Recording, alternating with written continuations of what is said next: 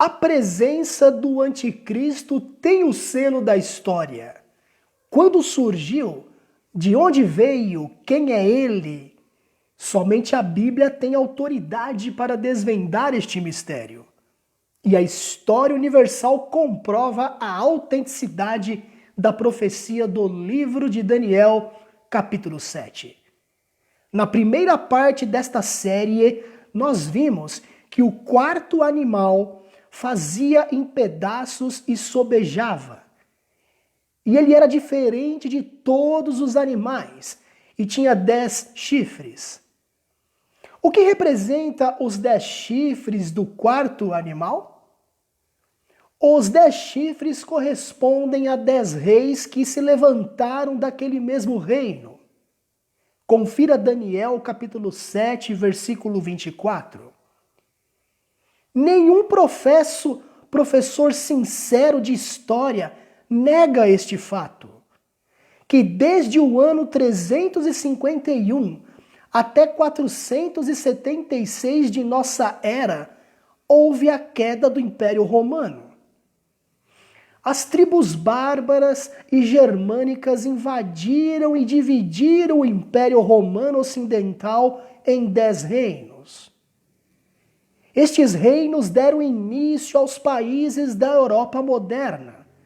São eles, os francos, que se tornaram a França, os anglo-saxões, que se tornaram a Inglaterra, os alemanos, que se tornou a Alemanha, os suevos, que se tornou Portugal, os visigodos, que se tornou a Espanha, os burgundos, que se tornou a Suíça, os lombardos, que se tornou o norte da Itália, os vândalos, os érulos e os ostrogodos, que foram mais tarde destruídos.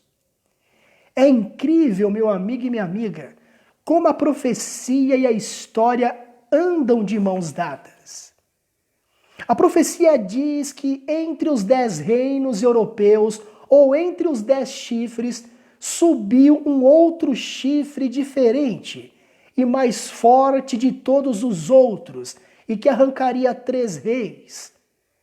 Confira Daniel capítulo 7, versículos 8, 20 e 24. É um fato inquestionável que quando o imperador Constantino mudou sua sede de Roma para Constantinopla no ano 330 depois de Cristo, ele estabeleceu o bispo católico de Roma em seu lugar. E o imperador Justiniano, em 533, estabeleceu o primeiro papa da igreja e o perseguidor dos supostos e chamados hereges.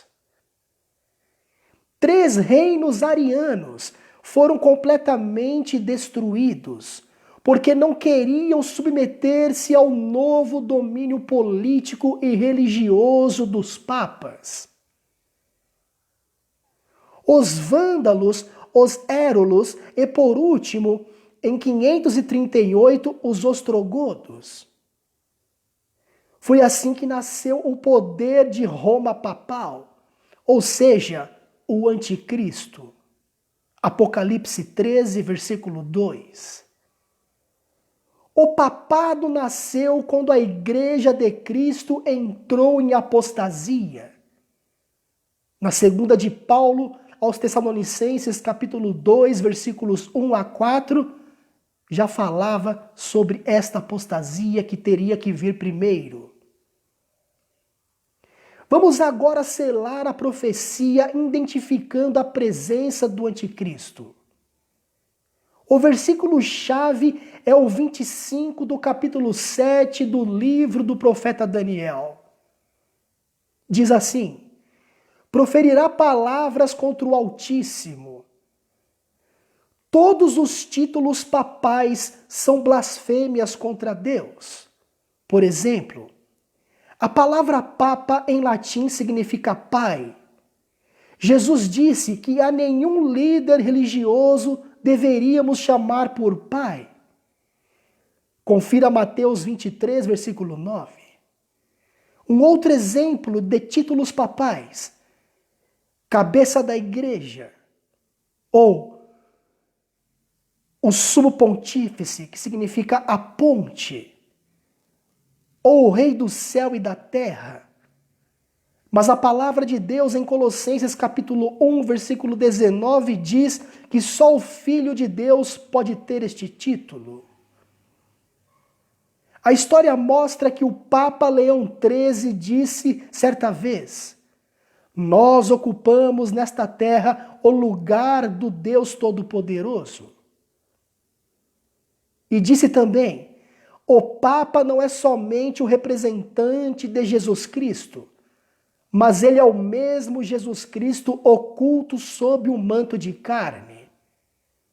Isso se encontra em The Catholic National, julho de 1895.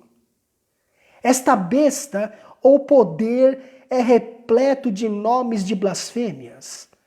Apocalipse 13, versículos 5 e 6 e capítulo 17, versículo 3. Na nossa terceira parte, vamos continuar estudando mais sobre este poder e como o mesmo cuidou em mudar os tempos e a própria lei de Deus. Deus te abençoe. Confira a primeira parte também desta série. Divulgue, dê o seu like e assim vamos anunciar as verdades para o tempo do fim. Porque antes que Jesus venha nas nuvens dos céus, o poder do anticristo estará reinando. Fiquemos atentos às coisas que estão acontecendo ao nosso redor. E mais à frente nesta série, você entenderá outros pormenores. Um grande abraço e um beijo no seu coração, do seu amigo e irmão Alexandre Bernardes.